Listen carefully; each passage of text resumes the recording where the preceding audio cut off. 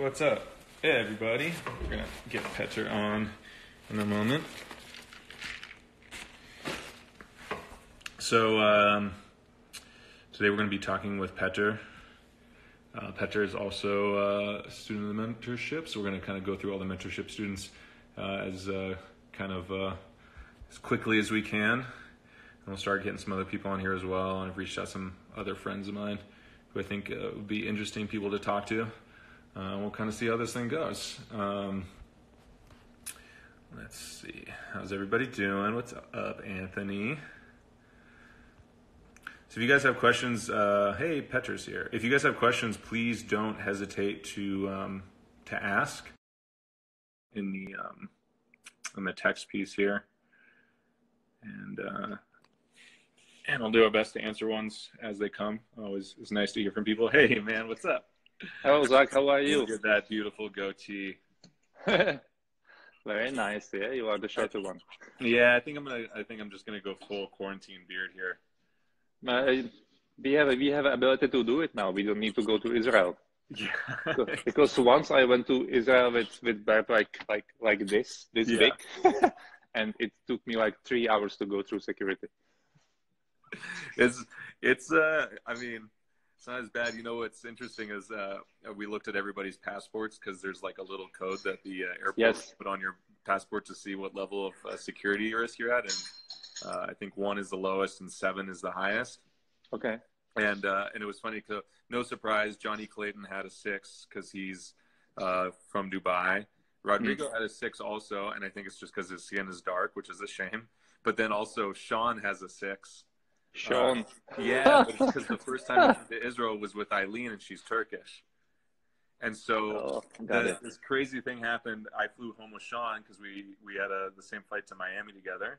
And I went through security, no problem. And then he went through, and they took him off to the side. And I was waiting for him for so long, to the point where we started boarding our flight, and he didn't show up. And then he finally showed up, and he said, he was like, "Notice anything different about me?" And I was like, I thought he was just joking around. I noticed he had a duffel bag that he didn't have. He used to have like this nice backpack. Okay. Like, what the fuck happened to your backpack? He said they took it. He said they didn't take the contents of his bag. They made him empty his bag out, and they said, we have to keep your backpack to do more testing. Wow. And they gave him like this duffel bag. I've never heard of this happening before. Wow. I'm actually curious. So Sean, if you watch, I want to know if you ever got your backpack. He said they were going to send it back to him, but I'm suspicious of if that. That's funny. Yeah. I could not imagine that they would take my 511 and they will like take it for the security. What the fuck? Yeah, dude, they don't fuck around. It's pretty funny. Yeah. It doesn't always make sense either. I'm good, actually. I'm good. I spend a lot of time together with my family. We are in one location in countryside. I'm not in the Prague. We left the city, and it's quite good. I could not actually protest. It's quite good. That's great. You have space to train and go out. Like, you can go outside there, I assume. Yeah. Yes. We're in the countryside. It's in the south of Czech Republic. It's called Chumava. It's like a big forest area. Wow. So we are outside. There is still snow, and I could be outside. We are going like to play in the snow with my daughter. Yeah. And I have plenty of time to practice and study and do the stuff that I normally don't. So nice. It's okay. Yeah, and in your community, like, I know you guys got shut down pretty, like, compared to us, a little bit earlier. Yes, it was from 11th. So from 11th of March, and actually we divided the work between the different teachers, and we support the community in different ways. We are trying to find out what is the best. But in my case, what I do, I send them email like every day, more or less, with some like thoughts and ideas and motivations, and the program they should continue, and they should follow, just to do not lose the momentum. Yeah. And we will see how it goes. Yeah. And what's the response been so far? People being able to stay up with their work? Yeah, for sure. Good. I'm trying not to do because what we do is the programming is twice a week, 2 hours.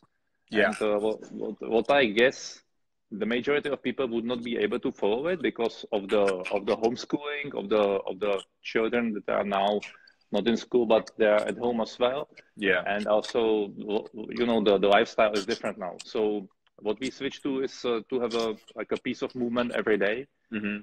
About 20 to 30 minutes every day. So not twice a week, 2 hours, but every day, 30 minutes, which at the end of the day is maybe the better option. Yeah. And they are responding very well. So they are able to find this half an hour every day and follow the program. Yeah.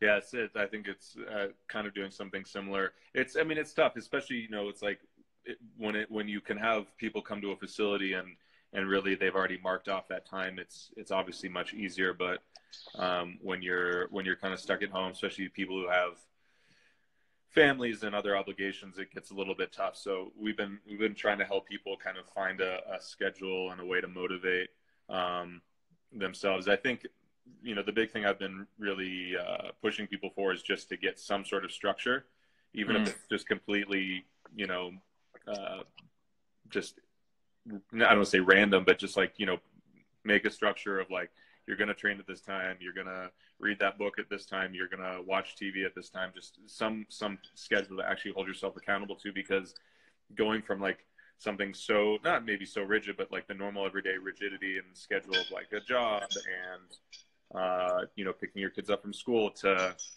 pretty much complete freedom. I think a lot of people are having at least a little bit of trouble in the beginning, but it's very interesting. It's kind of a good analogy also for our training, right? Like, yes, too rigid is problematic. Too free, it sounds great, but in reality, it's also problematic. Like, everyone has the fantasy of how much they're going to train when they have all the time in the world, right? But very few people actually do. Yeah, that's true. That's true. And now there's actually the space and there is a time to do whatever you want. Like, Yeah. you need to work at home, of course. You need to take care of kids, but still you have maybe more work because you don't need to commute to the work. But you could read. Yeah. You could watch some like good movies or documentaries or whatever. Spend the time with the kids. But now you have all the time in the world, and you are not able to do anything or achieve anything because you are changing the subject all the time. So having some kind of structure is very helpful, and that's a good thing that you are like offering or helping with that as well. That's a good thing. Yeah, I mean, I've just been suggesting it, but you know, it's always funny. I always kind of think it's like a bit like those, you know, these motivational posts that get shared around the internet with like these inspirations, and it's like, if you work hard, you'll achieve your goals, and it's like everyone understands this, and everyone can repost it and you know and quote someone, but I think actually living it and doing it is much different. No, don't let me start with those quotes. Like, I found that a couple of years ago, I shared something like, you know, no, you know, those things, no pain, no gain, or you want to try, you want to test me, give me more, whatever problems. Yeah, it's kind of like stupid. it's just like a little bit of masturbation, I think. So I guess the kind of thing I've been going asking everyone is to kind of give just a quick background of how you got involved in the movement practice and how you found out about it and got started, and how you ended up in the mentorship, and just kind of also the thing that's I think really interesting to share with people is how you've set up your community, because one of the things I think people don't really understand in the mentorship group is how much diversity there is in terms of how the groups are managed and run and put together, and like I talked to Juan last, and you know his kind of situation is unique, or at least different to what we're doing in say Boulder, and then I know that the same is true for you in the Czech Republic. So if you want to just kind of like give us a little snapshot of how you got started, I guess would be the first thing. Okay, with pleasure.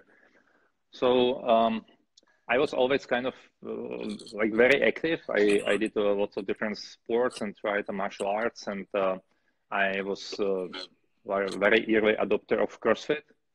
Here I started, I stopped at 2006 or something. So it's a long, long time ago when the CrossFit thing started. But also at the same time, I was working all the time as a security consultant for Cisco. It's like a IT company selling the equipment. And all my life, I kind of went to this ladder of working for somebody doing IT work, working for somebody selling the IT stuff, and finally working for the vendor of this IT equipment, which was quite an experience. Working for Cisco was good fun, but it was very difficult, very hard stuff to do, very long hours, lots of work, lots of stress, and at the same time, I was always going to the gym um, instead of my lunch, for instance. Yeah. And trying to cope with the CrossFit mentality. So working very hard, not sleeping, not recovering well, being on some kind of diet all my life. It was stupid. Well, but that was the experience. And at one point, I was kind of burned very badly by the CrossFit thing because I was totally destroyed myself, like mentally and physically.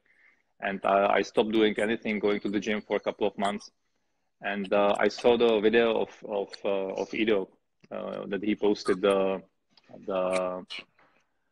what was it, the first one when we Self-dominance. That's self-dominance, yes, that everyone saw. That was, and of course I was I thought that this guy is from another planet and I'm not going to do it because my thing is squats, deadlifts, presses, more harder, heavier. Yeah. And but at the end of the day, I went to Germany to Movement X, and that was the beginning. So I discovered that there is another view and another angle how to see the movement and the physical practice. And I was totally hooked from the day one. And so that was like 2011 or 2012. That was 2013. Oh, 13. In Ansbach, and 2014 I went to Singapore to movement camp. Yeah. And that was the beginning, and I've never left from that point. So I didn't get to go. I missed out on Singapore by like a few days, which was a bummer. But it from what I've heard, it was kind of like quite the experience because you guys were staying like a dormitory, correct? Yes. It was quite good. It was quite good. I liked it, but it was very physically demanding, like super tough. Yeah. Well, it's those early days of lots of like planches and one-arm chin-ups and plyometrics and jumping and I remember very, very vividly that there was like a big hall going to the area when we had the lunch and the food. Yeah. And there was like 10 steps. Like that there was on the different level, so you have to go up. And I remember going there, watching the steps, and I thought, I'm not going to climb those stairs. I'm not going to eat because I could not walk. I was so destroyed. and I was thinking, waking up, getting up one day, and I'm not going to have breakfast today because I would not be able to climb those stairs. It's so interesting because like you talk about that, and also like the first two movement camps in Thailand also were so physically demanding. Like I lost in Thailand the first year, I lost 12 kilos. Wow. I know it was crazy.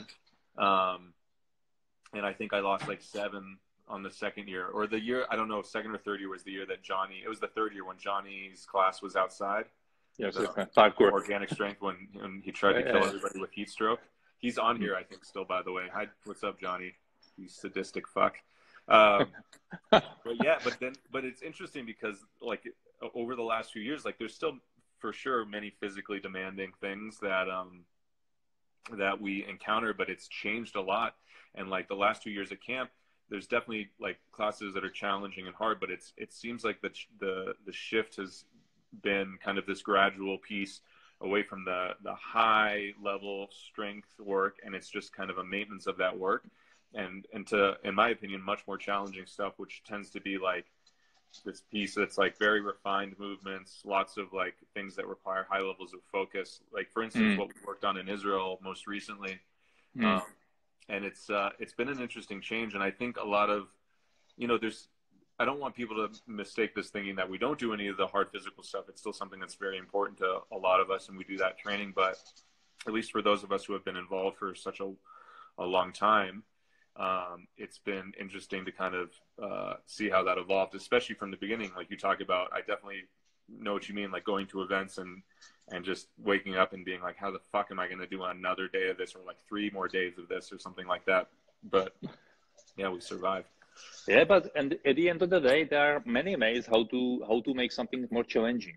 Yeah. Right. And the one thing is you will have more intensity, like more weight and more reps, and in less time or something like that.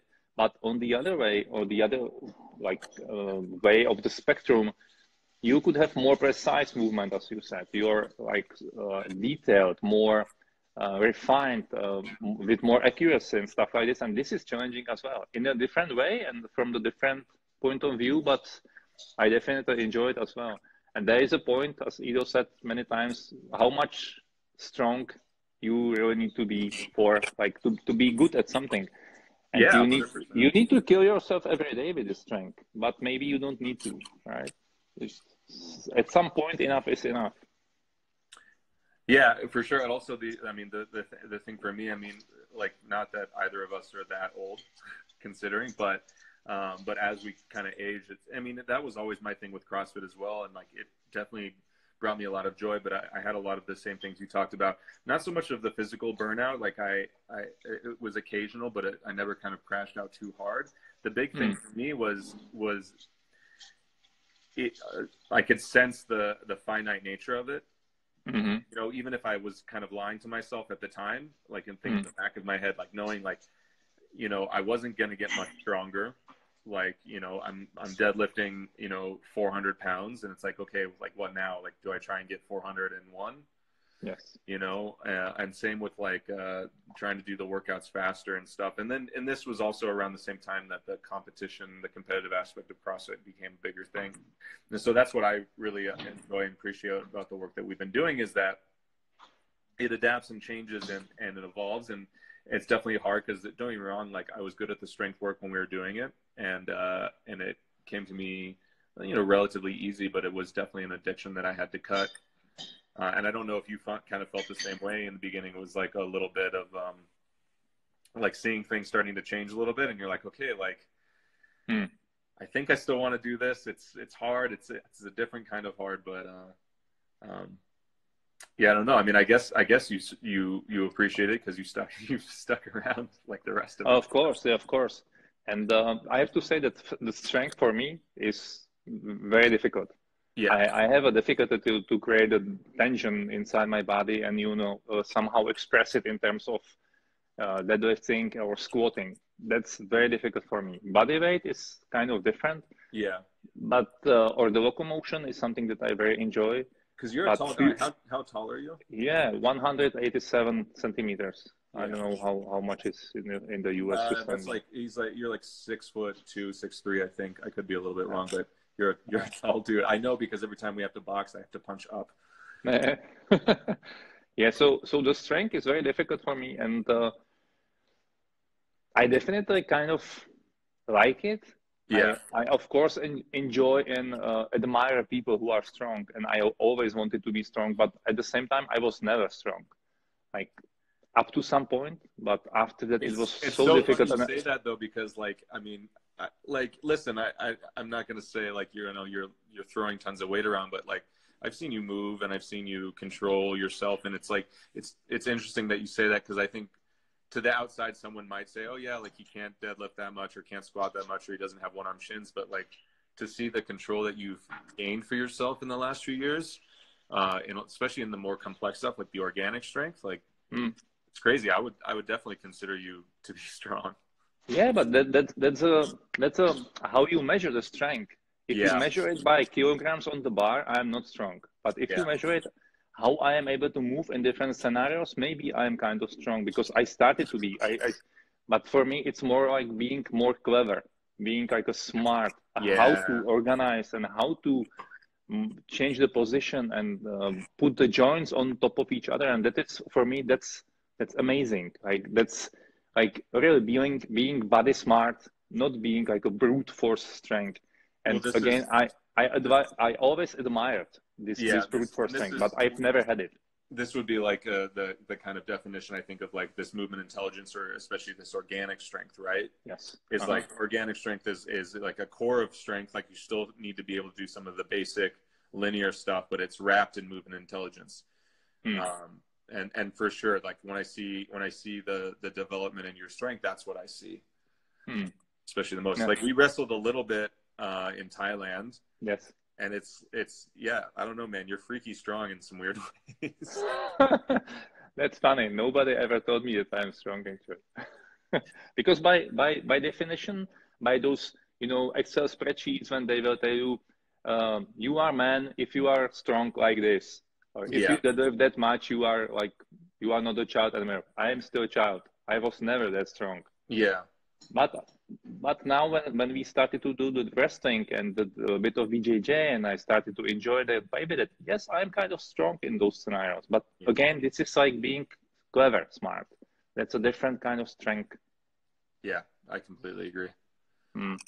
So, all right. So let's see. We got up to like 2013, 2014. So then when did you start training?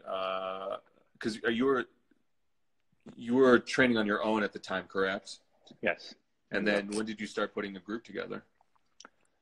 Actually, it was 2014, 15, something like this.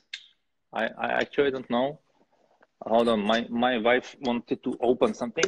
Yes, I open it. I'm strong. You're clever. It was 2014. I think around the movement camp or after the movement camp.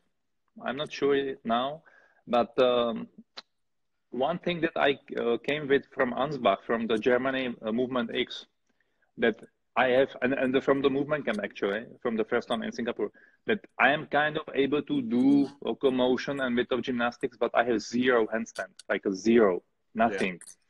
So the goal for me was to get like 60 seconds or some decent amount in a handstand, and I started to practice the handstand only. And what happened actually, that I was, doing the handstands everywhere, like with my friends and with my family, and all the time in the playgrounds. And people started to ask me what I do and how I practice, and if I could teach them, and it just happened. So I did some kind of workshop, the handstand workshop and locomotion workshops, the stuff that I knew from Singapore. And the people liked it, so I did another and another, and I ended up with one group that we practiced together, and suddenly it started.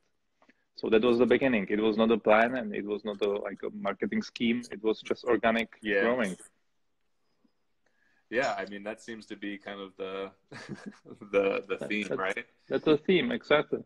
It's like you do the work, and especially, I mean, especially the locomotion and handstand work. It looks interesting. It's people are curious about it, and what's nice is like, the methodology works. So it's not that hard to transmit the information, and if people do the work, they can see the results rather quickly if you kind of think about it. Yeah, so there's some value, and then for sure. Yeah, and I did the workshops for quite some time, and I think it was like a good move, because I traveled around the country, and a lot of people were interested in doing the handstands because nobody was teaching it there at the time, 2014, and people started to know me, and I started to do I started to write a blog, and I write a crazy lot of material in Czech, unfortunately. But a lot of material about the movement, about my perspective, about Ido's perspective, what I know from him, about the handstands, how it could help you, and why it is good, and what it does, and all stuff like this. And so the people started to know me, not only in Prague or not only in my city, but around the country. And it actually proved very valuable when we opened the classes in other cities. There was already kind of community, or somebody was prepared because they know me from those from even the workshops, or because of my work with those articles and from my blog. Yeah. So it started with workshops and classes, and I have one class. After we have two classes, I found another teacher in 2 years, and now it's like 6 years doing the teaching, and we have 200 students in Czech Republic. We That's are so in, cool. yeah, And how many teachers do you have? 8. Wow. Yeah, 8 plus me, so 9 people. And all of us are teaching in different cities, different groups. How many cities? 5. 5 cities, 8 teachers. Do you guys meet Yeah. up? Do all the teachers meet up and train together regularly, or a couple times a year? No, we do. We try to do it like once in 2 months. Mm-hmm. We are in the contact actually every day on the messenger or in some other way. But to physically meet, it's 2 months, I think. Once in 2 months, we have like a one long weekend and we practice together, and I share the material and we discuss the how to run the classes and all the stuff. That's so cool. It's quite big actually. When I realized that I started with doing one workshop and now I have 200 people, it's cool. I mean, listen, it's when the material speaks for itself, for one, and also when it's presented and taught well, which I know you do. I mean, it's obvious, right? Like, and then also you can guide your teachers and help them do the same. I mean, it's like, I don't want to say it's easy because that's not the right word, but it starts to develop a sort of critical mass for itself, and then becomes kind of alive. Like, I mean, I know we've had the same experiences in Colorado. I mean, everyone's had the same experience. You teach good classes and you show good material and you give people actual results, and not just once, right? Like, that's the thing, is like continued results in different elements in different fields. It's like, it's hard for people to look away. And I don't know if you've had the similar thing, but we'll have people say like, I love it, it's great, I'm gonna take a little bit of time off, I want to work on some other things, and they'll disappear for a few weeks and they come back and they're like, yeah, I tried other stuff and it's and I just missed you guys. And it happened, and somebody actually left, and they would appear like in 2 years maybe, and they will come back after 2 years and they said exactly the same thing. I've tried many other things and there's nothing like this, so I want to just practice again with you. And what I realized lately, that I am not that much focused on getting new people on the board, because the arriving of new people, like somebody fresh and new from the state would come and they would like find out that we exist, they would start to come to our classes. That's not that common. But it's very slow, like the getting new people is very slow. But what I like and what I'm trying to do is that the old people would not leave. Yeah. So when somebody would come to our classes, they will like it so much that they will never leave. And it's actually happening with some of my students. I have people for 4 years. That's amazing. Like that somebody is trusting me so much that he's going to my classes, giving me money, and still enjoying the work. That's perfect. Yeah, absolutely. I mean, I don't know, I would say like, what's your secret? But like, what do you think what have you done, or what decisions have you made, or structures have you put in place to help keep those students? Because it is a tough thing, is people can make quite a bit of an advancement, and especially when you have a wide variety of students, it can sometimes be challenging to make sure that you're giving enough work to the senior students, the people who have been with you for a while. So is there something in particular you found to be like most effective? Or actually, I stopped doing other things. I focused myself slowly more and more on my practice, on my community, on my teachers. That's it.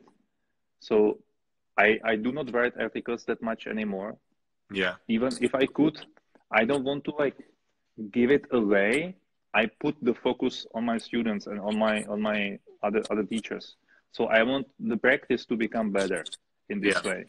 I want not to give interview everywhere and create big marketing things. I want this effort and this value to stay inside, to think more about the structure of the classes, how to make it better, how to make it even better with my other teachers, how to share the material better, how to teach them better. Yeah. So this is actually the development that I'm doing less and less outside and more inside. That's maybe the theme. Yeah, and it makes sense, right? Because I guess like if you're continuing to hone your practice and leading from the front, like it's not hard to have that trickle down all the way to the bottom, to be honest. Yeah, actually, it's something that Ido was always told us, right? Like, be a practitioner first and foremost, and people will see the quality and they will stay. Yeah. And I realized slowly, but I realized that I don't want to kind of own the pohybie život or the gym or facility. I want to be the practitioner with the people around me, and if you are truly yourself, because I would still practice on my own. Yeah. So why not to practice with somebody else? Yeah. Right. So I don't want to like create the big thing. I want to be myself, and if people like it, so be it, and they will stay, and that's it. So this is something that I enjoy very much, to even discover through the practice and through the process who I am and what I want to do. And this is something that gives me the biggest pleasure, actually. Yeah. To do what I do, and that's amazing. So I guess my question, or the thing I'd want to know, is like for people starting out, because again, like we heard that message from Ido for a long time, and I definitely agree. Like it took a while to sink in, which is, in hindsight, it's silly, right? Like that we didn't listen the first time, but it's a theme, right? So this tends to happen a lot. So I guess for someone who's like newer or starting out, or has maybe a younger community that they're trying to foster, I mean, is there anything specific you would let them know, or? I'm not sure. Like focus on the community, focus on the practice itself. Like be good teacher, be good guide. Don't be somebody who is running after new students. Yeah. Like take care of your existing students. Give them attention and give them love. Actually, that's as I said before. I will still practice on my own. If I don't have any students, I will still do it. So I will not do anything else. I will do this thing because I love it. Yeah. In some form or another. And I think that people are able to recognize it, and they really see it. After some time, they will see the truth. So like, who are you? Because if they are with you for 4 years, they will know you pretty well. Yeah, you can't hide anymore. Yeah. So you could pretend for some time, but after some, after a couple of years, the mask will go down and they will see. So this is maybe my advice: just be yourself and like understand what you are trying to do. If you really want to develop yourself and others, just do it full on. Yeah, I agree. Let me think, what else? So I know also one of the things we've been talking about quite a bit is the internal practice.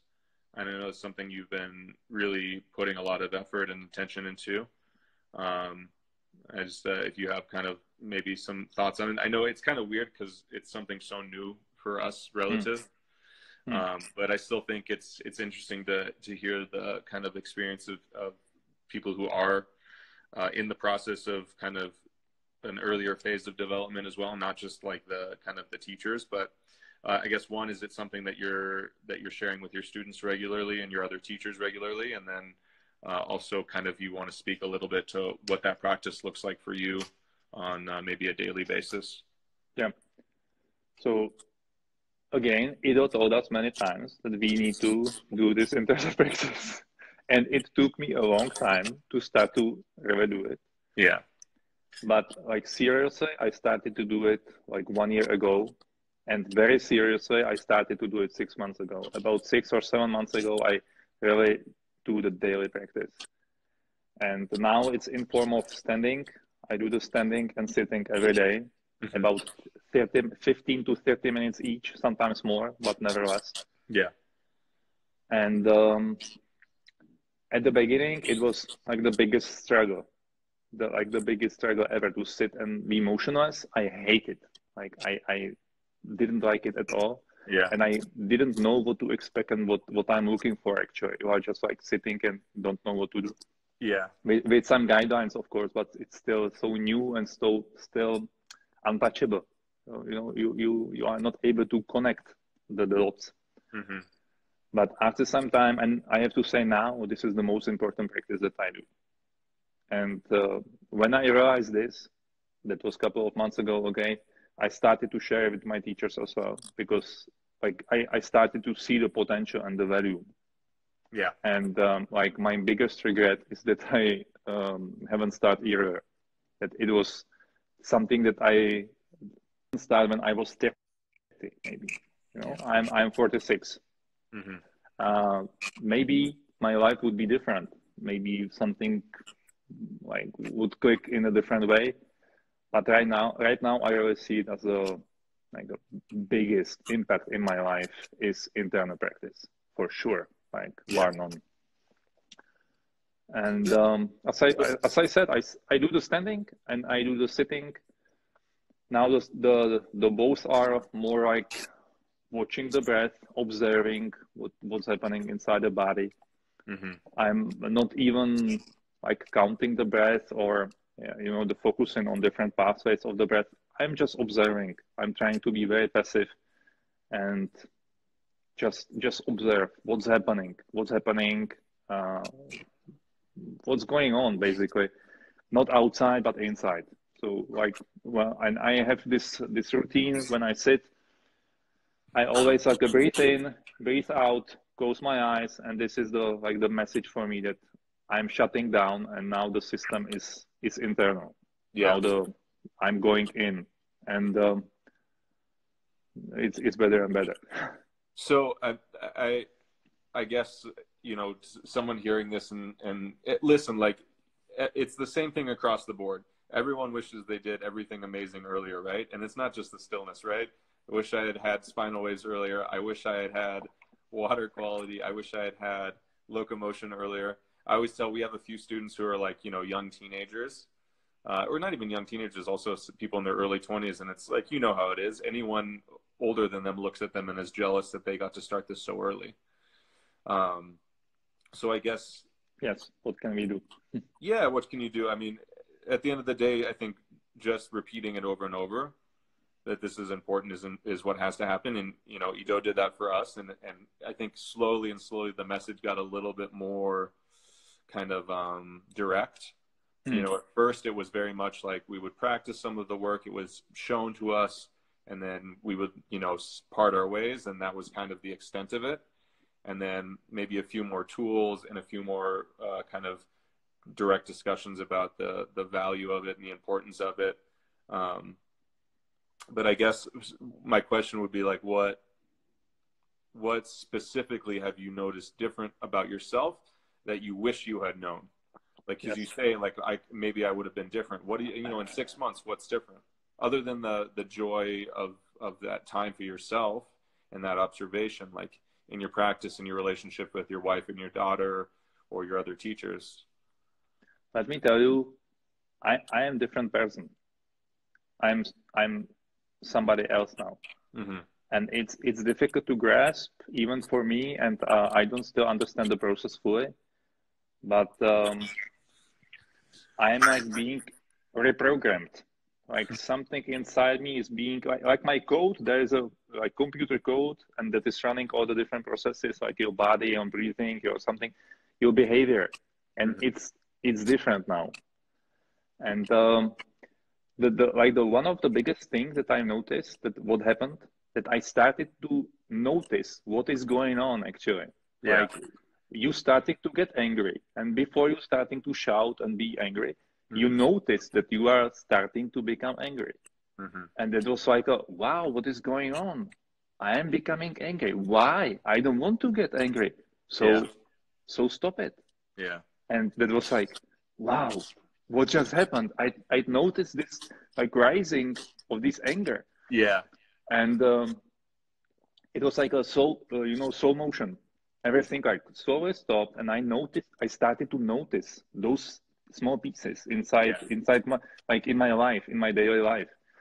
And that was something I read about in the clever books about the meditation and about the internal practice, but I've never understood how it worked. And now I see it. I feel it. I feel those things that I'm starting to get emotional, and I start to notice why, and that it's not that I'm starting to be emotional. Something is becoming emotional, and I can actually decide if it's going to continue, or I could change the direction.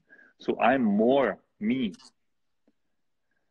Because the previous code wrote something on the autopilot. I just become angry. Yeah. You have the set programs, and it's like X stimulus gives you Y reaction, and it's just automatic. Exactly.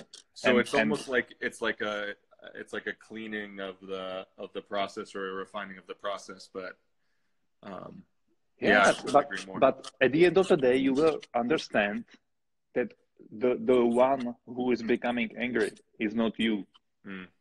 So the question is, who are you?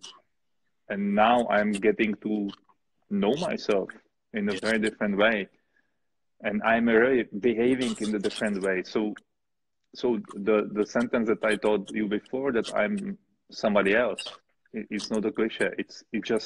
It's happening. I'm observing that I'm behaving in a different way. I feel the different feelings. It's weird. Yeah. It's weird, but it's something that is happening more and more.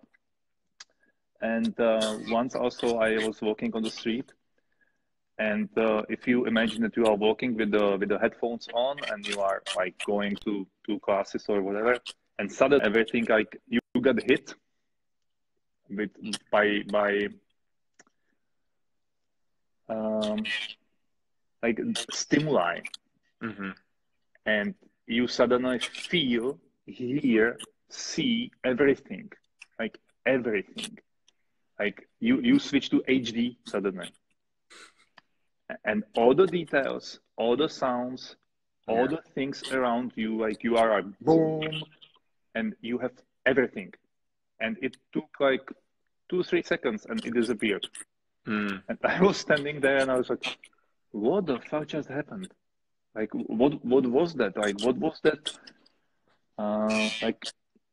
Like somebody took off the glasses and all the filters.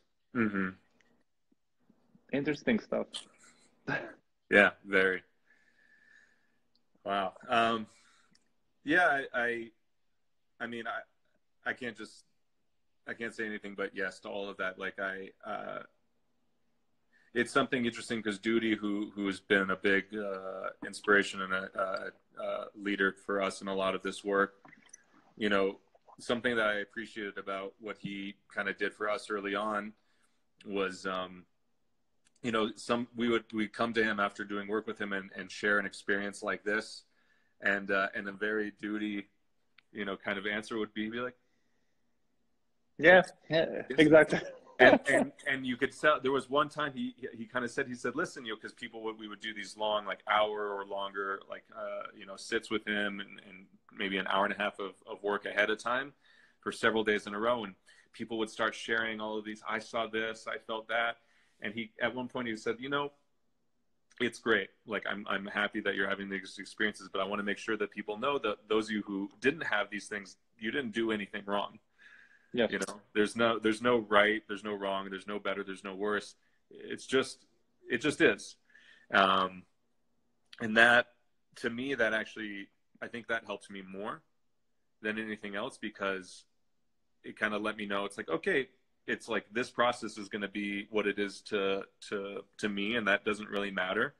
And, you know, Matt and I, early on, we used to, if we had like a great session, we would share it with each other and talk about it, but we do that less and less.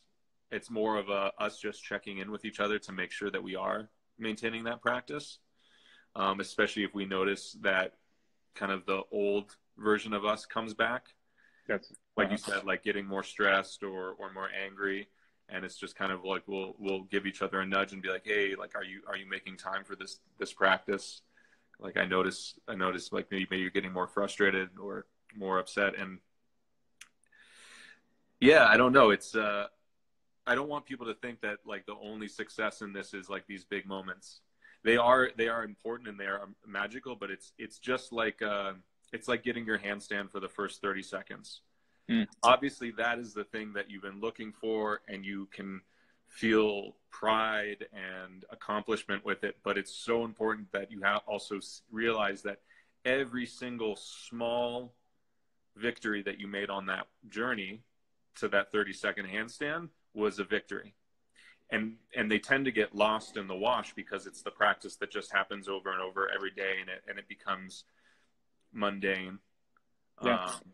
You know, and also I would add to this that we should not get addicted to those victories, because what matters is the practice. Yeah, 100%. Actually, the practice, even the sitting itself, is very beneficial. Yeah. And the stuff that I mentioned, that I get this HD vision for a while, and I started to notice something. I'm not connected to it anymore. I wanted to get something like magical, you know, throwing fireballs and having the internal power. I'm not anymore. I just enjoy it. I just enjoy because I believe this is the good direction. And now when I sit, I just with a smile on my face, close my eyes, and that's it. So yeah, there is no attachment anymore. If something would happen, perfect. If not, also perfect. Yeah. No, I agree. Listen, it's my favorite part of my day. Even if the 30 seconds leading up to it or the 10 minutes leading up to me doing it, I'm like, you know, kind of like, okay, I gotta to make time for this, and it's something. It is by far one of the best parts of my day. It's one of the best parts of my practice, and it's made all of the other elements of my practice, especially the work that we're doing that requires such focus and repetition and awareness. It's made all of that not just easier, but more pleasurable and more available as well. So, agreed completely. Yes. Yeah. Man, that was 45 minutes. I got to go get ready because I'm going to teach a class here online in 15 minutes. Perfect. But I want to do this with you again. I want to do this with everyone again. I think I'm going to make this a pretty regular thing because, I mean, if you look at what we talked about, it was nothing. We scratched the surface. If just that. And yeah, I don't know. Other than that, I just, is there anything else you want to share before we part ways here? I guess not. I'm just grateful to be part of this thing. I really love it, and I'm glad that I found it because I'm actually able to find myself through it, and that's the biggest thing. Yeah. And I let me add one more thing. The meditation is not for yourself only. It's for all the other people around you, because when you will change and you will change, it will change everything. Like all the relationships, all the, you know, your behavior, how you approach people, how you talk to people. So it is a very good thing to do. Yeah. And all our movement practice, this big movements that we do, led us maybe to this small practice that is not that visible and we are not able to package and sell it on the Instagram. More the better. Yeah. I can't agree with you more. Not even just for me personally in my relationships and the people around me, but man, in you as well. Like you know, you are always you've always been around the mentorship group at every events. You're always there. This big, tall, red bearded guy, and you're such like a kind of like this pillar. I think I said this to you in Israel before we left. It's like you're just this solid person, and I felt it more and more. It's like not that you're the one who talks the most or asks the most questions, although when you do talk and you do ask questions, they're very direct and they're well thought out. But there's just this steadiness in you that's been cool to see develop even more. And yeah, I mean, it's obvious. Like you can see, like you know, your relationship even with like you know, Juan and Andres. Like I know they look to you as a person of like stability and support. So just wanted to let you know it's thank you. The rest of us see it too. So thank you, Zach. All right, man. Good night, I guess, right? What time is it there? Yes. Yeah, it's 7 o'clock. All right. Thank you for spending your evening with me. Thank your wife for letting me take some of your time. Absolutely. I bet she wants you out of the house a little bit more, just like everybody does right now. And yeah, my best, man. And we'll talk soon, okay? Thank you, Zach. My All right. pleasure. Later. Goodbye. Have a good one. Bye.